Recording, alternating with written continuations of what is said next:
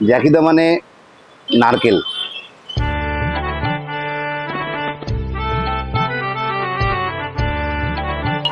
এত রভাবে চায়ের দোকানওয়ালা আমি পশ্চিমবঙ্গে কোথাও দেখিনি।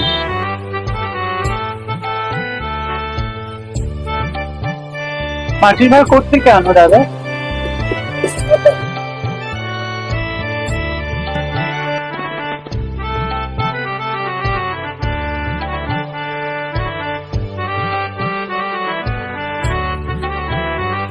এক কথায় জ্যাকিদা মানে আমাদের কাছে তো মুড সুইং।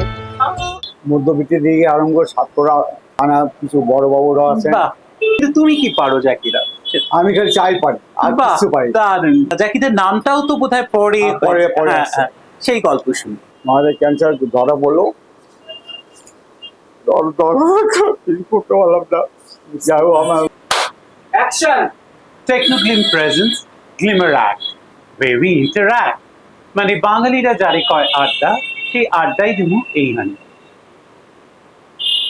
আমার শহর শিলিগুড়ি ক্রমশ বদলে যাচ্ছে, কিন্তু এই বদলের মধ্যেও যেই বাজার কর্মকাণ্ডে পুরনো শিলিগুড়ি এখনো বিদ্যমান। যে ব্যক্তি মানে হেন সেই ব্যক্তি যাকে ৮ থেকে ৮০ সকলেই বলে ভালোবাসি, সেই স্বনামধন্য জ্যাকিদা। জ্যাকিদার চায়ের আড্ডাই আজকে আমরা গ্লিমার অ্যাক্টে আমরা আড্ডা দেব।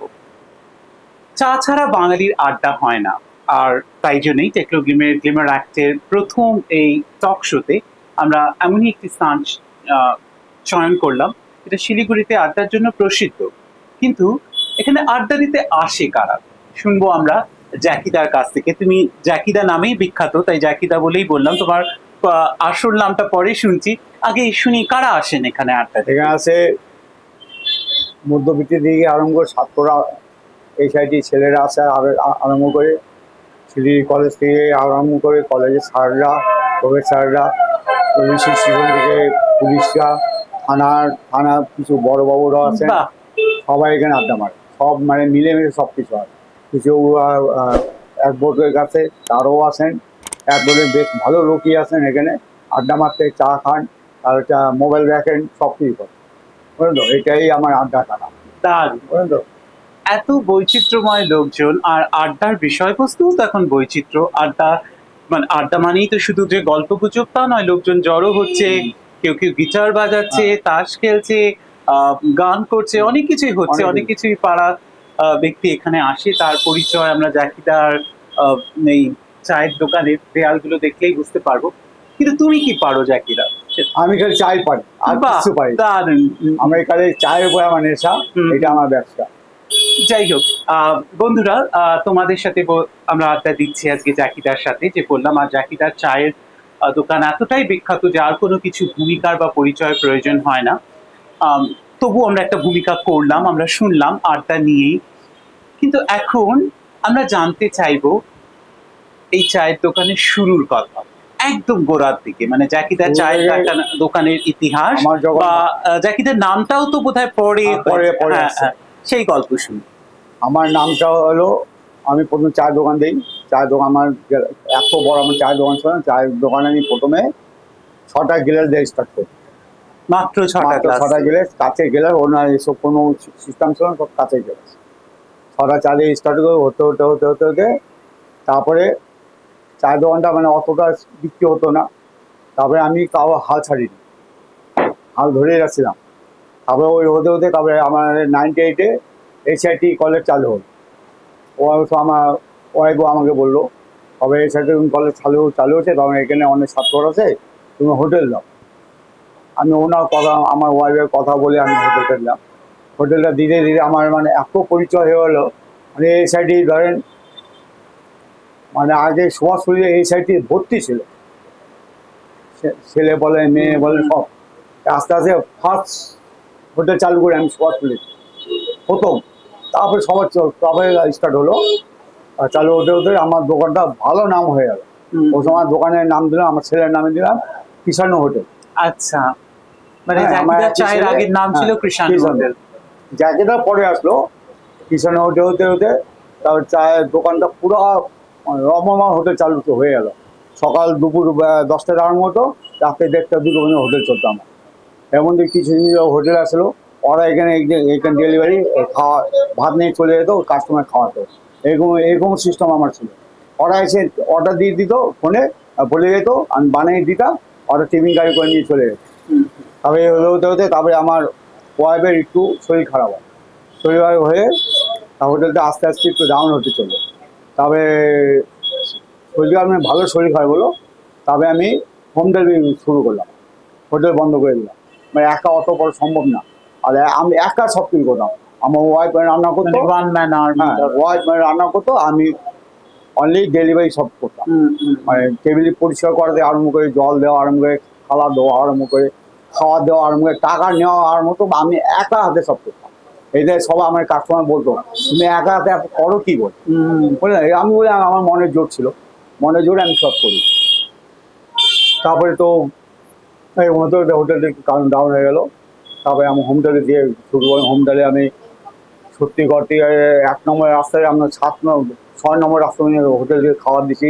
মিলনপল্লী, ডাবগ্রাম, সত্যিগড়, তারপরে হাজেলপাড়া, বাবুপাড়া, সব গ্রামে সাইকেলটা খাওয়াতে, বুঝলেন তো। এই খাওয়া দিয়ে দিয়ে তারপরে বউ মানে শরীর আপনার এমন শরীর ভালো না, ক্যান্সারের ধরা পড়ছে। এটা নয়তে, বুঝলেন তো, আমাদের ক্যান্সার ধরা পড়লো। কিছু করতে পারলাম না। যাই হোক, আমার ক্যান্সার হলো ধর 6 মাস আগে আমার বড় মেয়ে বিয়ে হয়। বড় মেয়ে বিয়ে হওয়ার পরে তো মানে পুরোটা ধরা পড়ে গেল। তারপর আমার বড় জামাই আমাকে খুব হেল্প করেছে, আমার নিজের বাড়ির লোকে এত হেল্প করেনি। যতটা জামাই জামাই যা হেল্প করে, জামাই সব কিছু করলো করে দিল। তার বাবা জামাই হেল্প করাতে তাও 3-3.5 বছর আমি পাশে ছিলাম। তারপরে তো ডেট হয়ে গেল, তারপরে কিছু করলাম না। তবে এই হতে হতে তারপরে তো আমি সব ছেড়ে দিলাম। ভাবছিলাম না আমি চায়ের মধ্যে যাবো, বুঝলো, চায়ের মধ্যে আমি যাবো।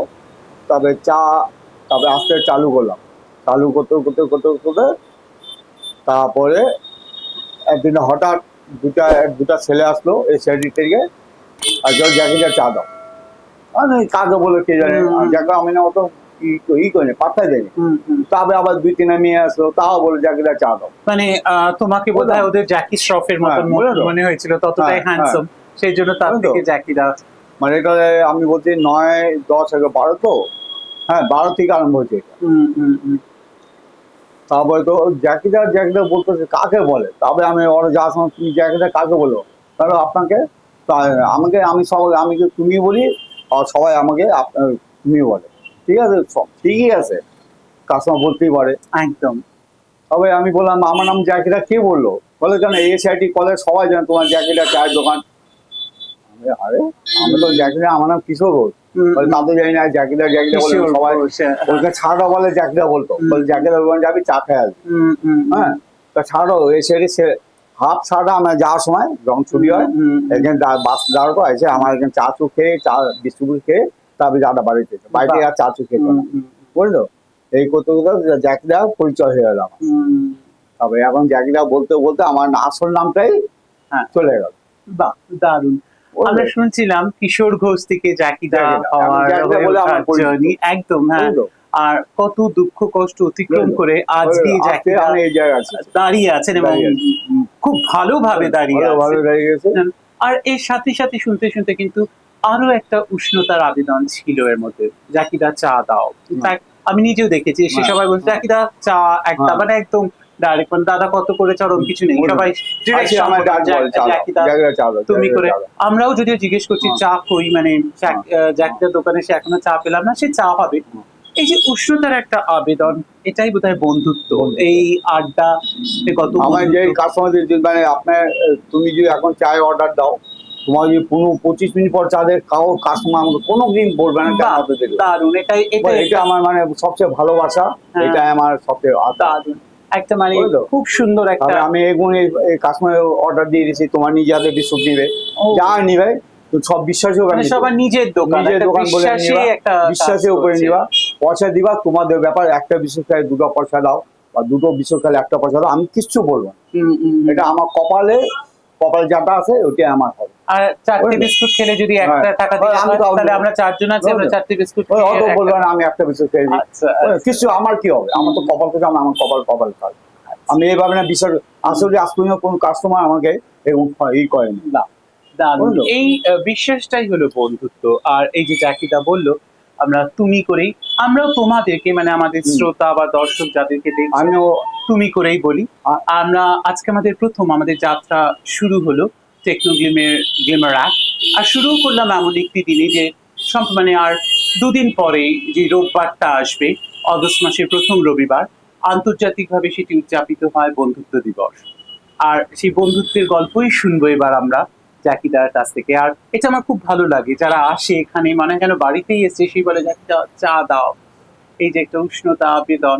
আম, জ্যাকিদা তোমার সাথে তো সবাই আড্ডা দেয়, সবাই আড্ডা। হ্যাঁ, এরকম কি কেউ আছে যার সাথে চলতে চলতে তোমার মনে হয়েছে আহ একটা বন্ধুত্ব সম্পর্ক তৈরি হয়েছে, তুমি তাকে মিস করো, এরকম হ্যাঁ, আছে এরকম কেউ? আছে, আমার অনেক আছে। যেরকম আচ্ছা। ওই যে আপনি বললাম, তোমাকে বললাম না কদিন, 10 দিন আগে একটা লন্ডনে একদম বন্ধু আসছিল।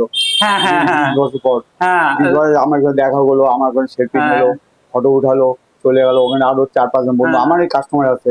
ভাবা যায় মানে শুধু লন্ডন তাদের থেকে, দেখা হ্যাঁ সে আগে এখানে বুঝলো? আসতো জ্যাকিদার তারপরে ওখানে 20 বছর পর আবার মাদ্রাজ, লন্ডন থেকে এসছে, আমার মাদ্রাজ, চেন্নাই, হ্যাঁ দিল্লি, চেন্নাই এসব চেন্নাই। আছে।